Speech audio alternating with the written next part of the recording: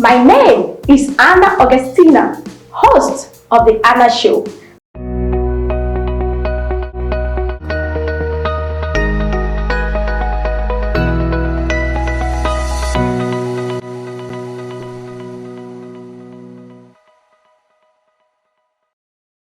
Welcome. This is The Anna Show, redefining culture and lifestyle. My name is Anna Augustina. I'm your host. Cultural diversity have great impact on us as individuals and as a nation. This is why The Anna Show is here to educate, to inform, to entertain, to bring you discoveries that will blow your mind. Stay with us for more and interactive sessions on The Anna Show.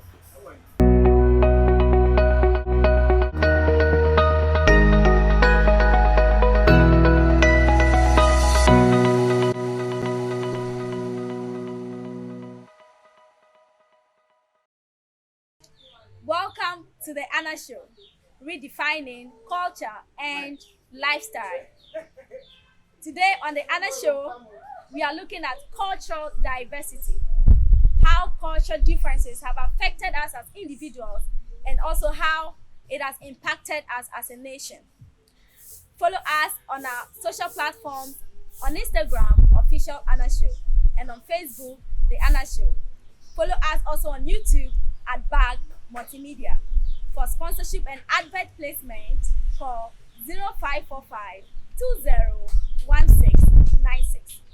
I have with me two handsome gentlemen who are going to help us distinguish, learn, and get informed when it comes to our cultural diversity. And I would like to introduce them. First off, I have Mr. Paul Edu. He's an actor and an MC. Welcome, sir, to the show. Okay, hope you are doing well. I'm doing very well. Okay, that's good to know. And we have also Mr. Nelly Katrick, also known as Dripping God. He's a fashion model and an actor. Welcome to the show. Thank you. Katrick. Wow. Good. Good to have you. Dripping God all the way. Thank you. All right, so viewers, just as I've said, we want to look at our Western culture and African culture, the impact that these cultures, different diversified culture, have on us as individuals and also as a nation. So let's go straight into the topic for discussion, and I will start off with Mr. Edu. Paul. I'm with you. Good to have you. You're always smiling and looking all radiant. That's why I'm looking ever young. You see? You see? I'm an old man. Okay. Anyways, so we see ourselves as youths. We here seated on this show today, we are all youth. And we have several youth out there who are from different backgrounds. Some from abroad, some from here in Ghana, and all over the world, even in Africa. So we want to know how cultural differences has affected us as youths, both in our country here in Ghana and also overseas. What do you have to say about this? Okay. Thank you very much. You see, our culture and tradition here in Africa, let me see Africa, compared to the Western world, you see, it's very, very different. It's very different from the way we were brought up. So, the food we eat and how we carry ourselves in public. There's a very, very huge difference between the two. We want to know that difference. That is why we are on the Anna Show today. So help us, break it down for our viewers also. First of all, one thing that an African man, when he gets out, you will notice most about him is his dressing. Okay. The way he dresses. You see the way I've dressed in your today. kaftan. Yes. This is a typical African man dressing. You understand? You mean all African men dress like this? Not or there's a particular tribe? Not necessarily. Okay. Not that all African men, but what you be identified for. Okay. Whenever they see you, they know that this is where you are from. Okay. When I dress like that and I go to UK, they know that I'm from Africa. That's right. Because of the way I'm dressed. That's right. So a lot of things like the food we eat, our festivals, and our cultures and upbringing, there's a huge difference between it. Like, compared to the Western world, you see, as an African child growing up, I was taught that when you see an elderly person carrying something from somewhere, you rush to the elderly person and assist. But at the other side, I mean the Western world, it's not like that. No. They don't even care if you are old. They will bullshit you. Why do you think it's like that? It's the upbringing. The upbringing. You see, in Africa here, I can't remember how many slaps I got on this cheek. I mean, I've been slapped. Wow. I've been slapped. By whom? I actually grew up in Nigeria. So my auntie married a Nigerian. So that was how come I got there. Okay. You see, when the way they teach you there, there is no way you will forget. Okay. Because when you do this thing, it will beat you. You mean there is proper home training? Oh my goodness. There is no way you will do it for the second time. Okay. So the upbringing. And then another thing also is that they don't correct the children when they misbehave. Okay. You understand?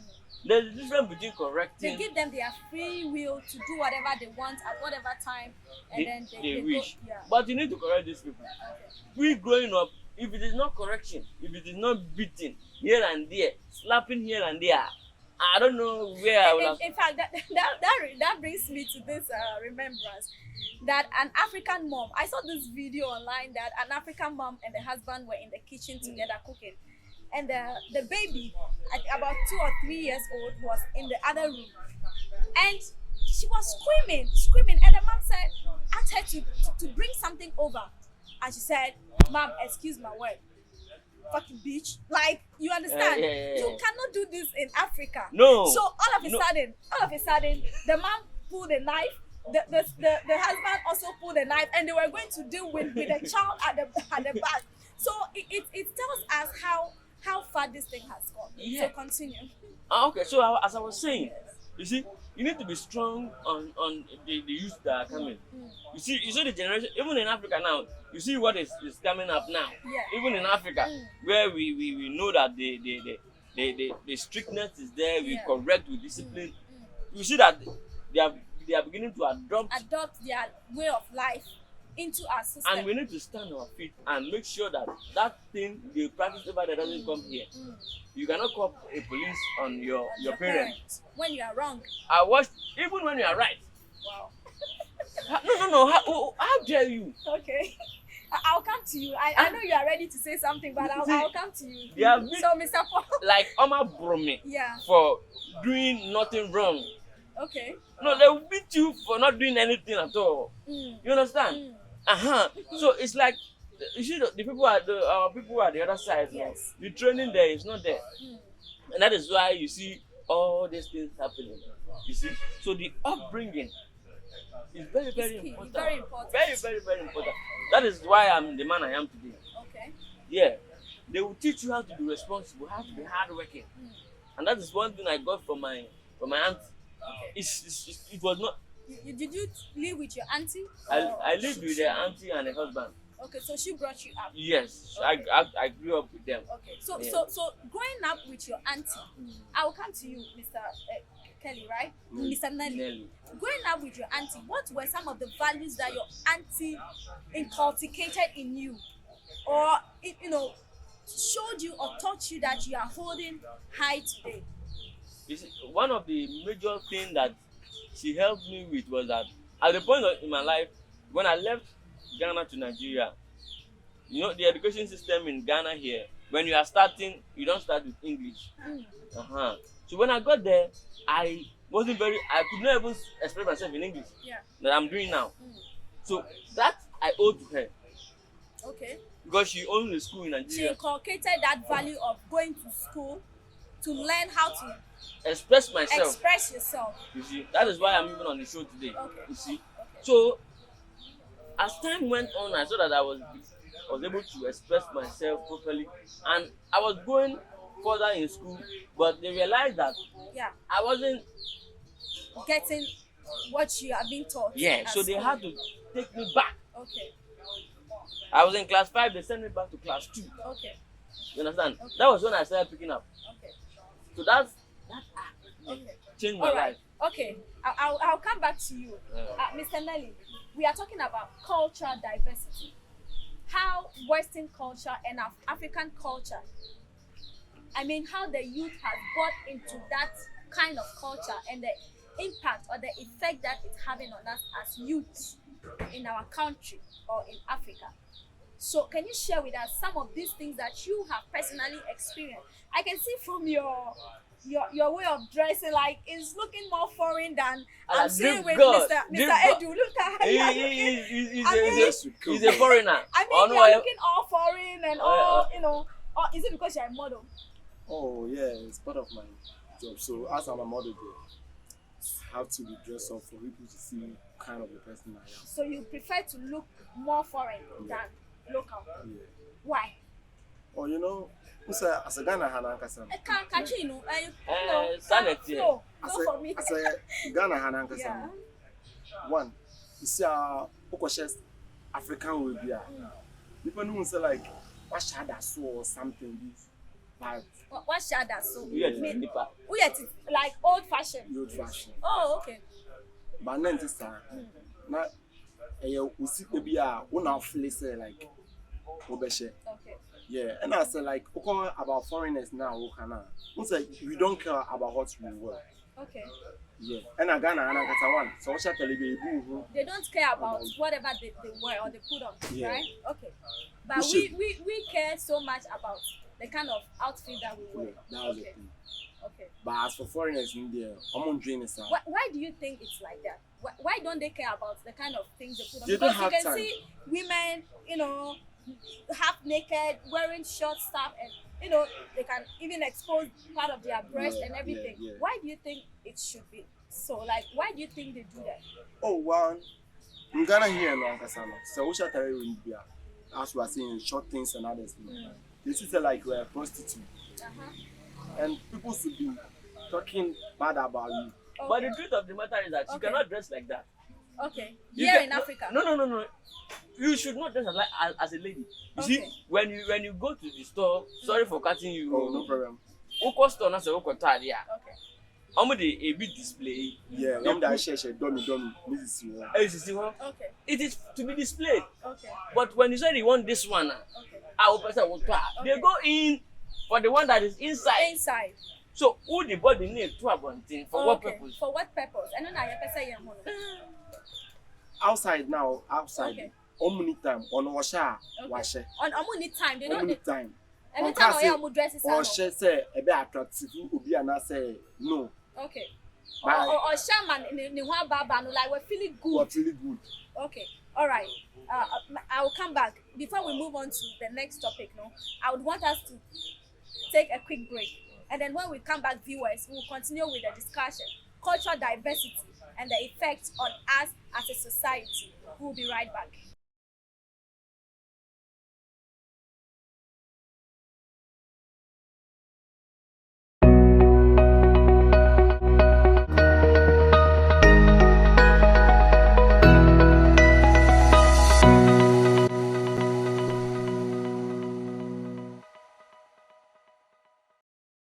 Welcome back, viewers, and this is the Anna Show, talking about culture dynamism, cultural diversity, how it has affected us as individuals and also as a nation.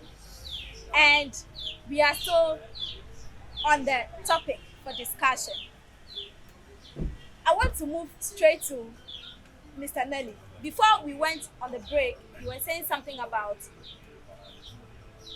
the foreigners or the Western world not having enough time, and that is why they dress the way they dress. But I can see that from what you are wearing, you are looking more of, I can see some South African style and all of that, because they wear these furries and all of that. So, I mean, why would they, just as my Mr. Paul said, that these people who dress half naked, they look more of, we call them here as prostitutes.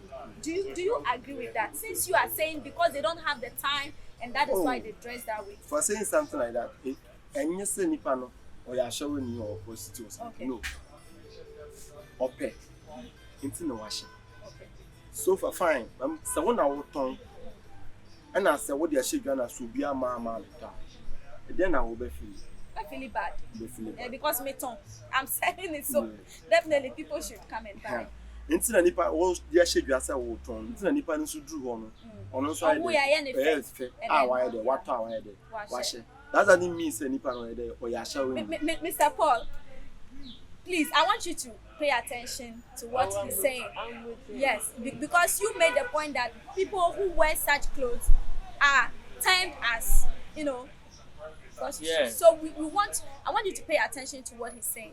So please. Say, Oko outside, say South Africa is their culture. Say, Omeshe, Abuahuni, or they'll dress there like Omabuniti, the beast.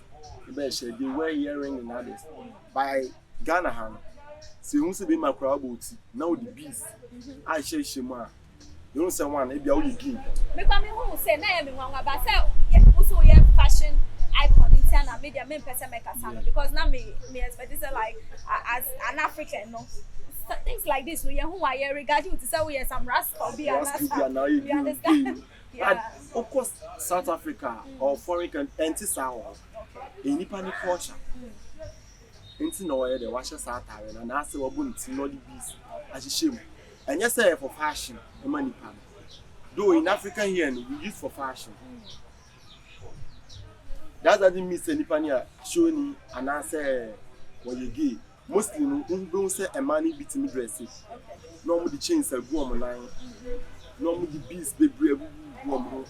In Ghana here, Africa, who says ladies normally dress, some of the bees go on Sunday or on night, and then I see it and it's beautiful. Like once I walk a your fair, but will be or come and see an idea, say, yeah, then an animal, fully be near and now, roughly now. Once you know, okay, Nippon dress you are showing, okay, as all call South Africa and other Nippon and so dressing so on first beast need be quite. I'm feeling good. Okay. All right. Now, I want to ask you, Mr. Paul. Growing up as an African child, there were stories that you were told about our culture. Said maybe when you dress a certain way, not with Pia to Misha or Bina Bibia, like funny stories that they tell us. What are some of those stories that come to mind when we talk about culture? One say, Yaka. I dare share too. It's you. And I also. You say, be a word dress, no job, also cat. I dear you, your cat will dream so dresses are. Whom betting me shall, betting me a warrow. And Tessa.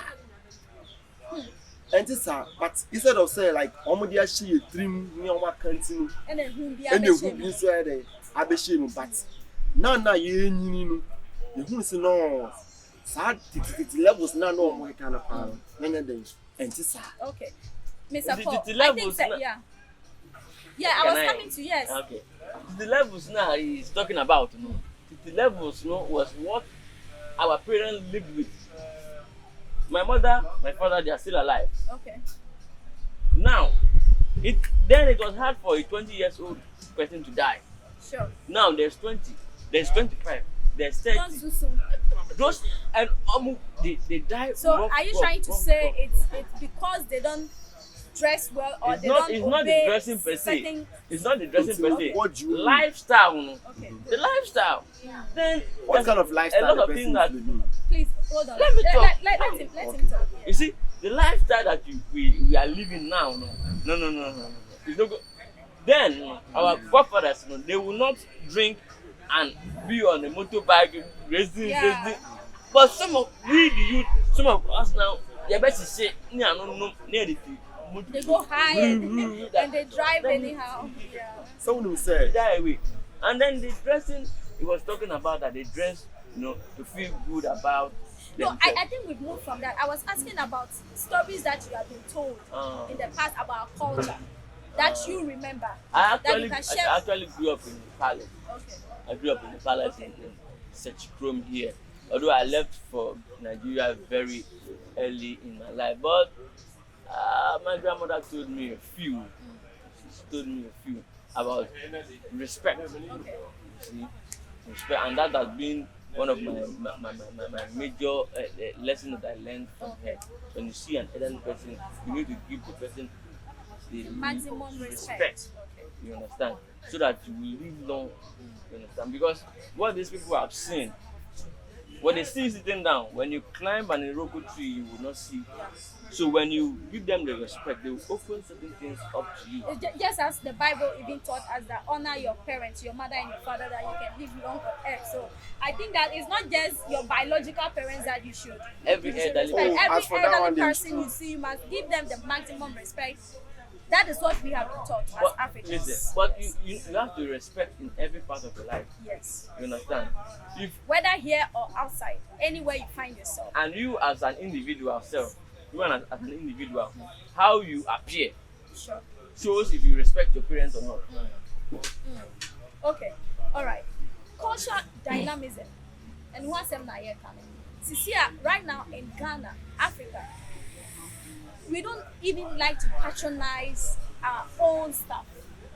We have beautiful clothing, you know, you can natural stuff that we can do, but we decide to patronize the Western style more than our own style. What can we do to revive this positive nature of our culture in our nation? What can we do? First, say, Ebia, fine, me I win. We are calling. Now, say, Ebia, me I win, me Quacofa, Conia, Ubewarena. What's the mamma? I didn't know we are winning now, Quacofa, Coni. So worry, Ukum. And no chances so we are Conia, won't mean worry, I win. I am not a moody shade. I will say no, just see a cubby between Palantin say.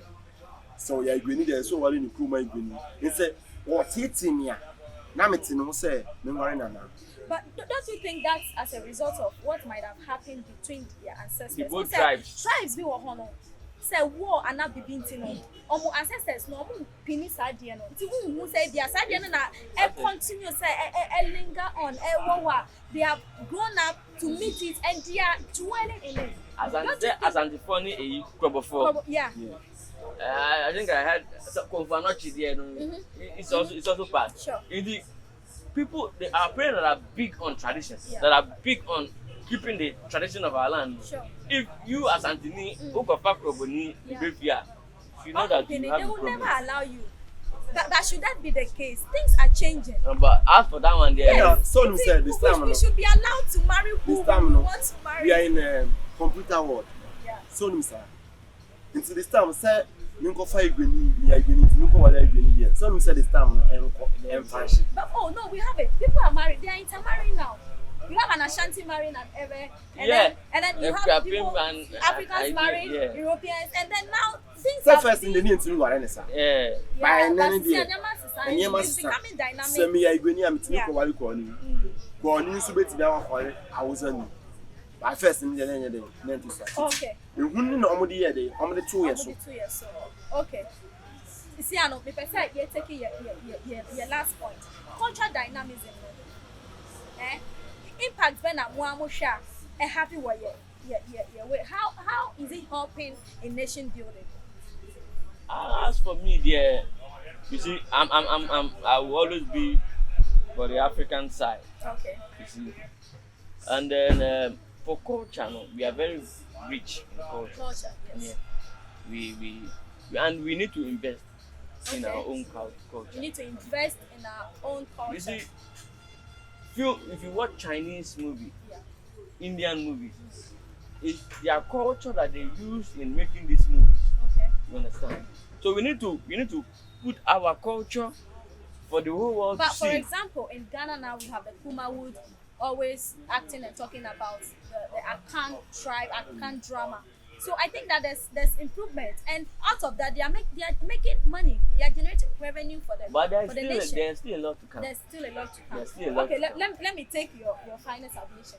How did you how do you see this culture dynamism, helping our nation, or how has it helped? Oh well, in my way, what I can say is like, see this time of year, so obi timi worry, obi enye no chrome ni here, very good, because first na nkasa na high agri. Ebi any kwan say o worry say ni pa no. Okay. Because say mo tribe man and a tribe woman need there say o worry no like force. Ebi na enye o like enye o taste. Like enye dey say o pe. Atubo first no go so man no. O be catch you. Ebi a Madam Dinah or some o just worry papa we. Okay. Ebi so na on fit no. Ebi so no so nya dey. Fit me sure. But it's an say o ma me no papa. Ese worry ni ntimi.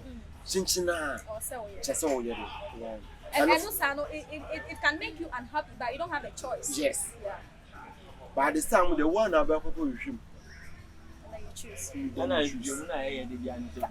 That brings us, give us your final submission on cultural diversity and what we are talking about, and then we'll wrap up in this session. Okay, thank you very much. We should keep our culture. Okay. The things our parents have told us about our culture, our upbringing, we should hold it in high esteem because there's nothing from the other side for us. You understand? We need to keep our culture. Okay. And then right. make good use of it.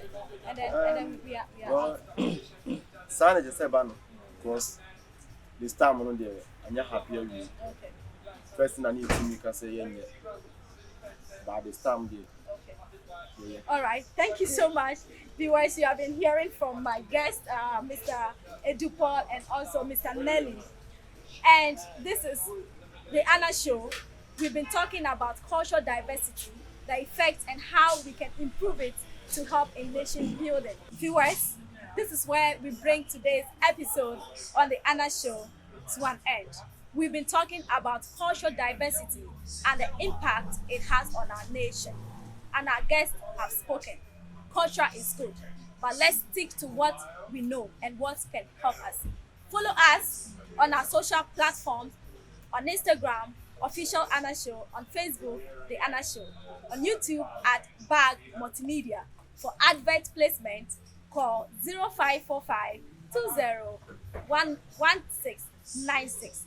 I would like to acknowledge my producer, my executive producer, director, cameraman, and the sound man. I also like to thank King's Restaurant and Pub, located in New Achimota. Thanks to K Baby Makeover for my beautiful makeup. Stay tuned and bye.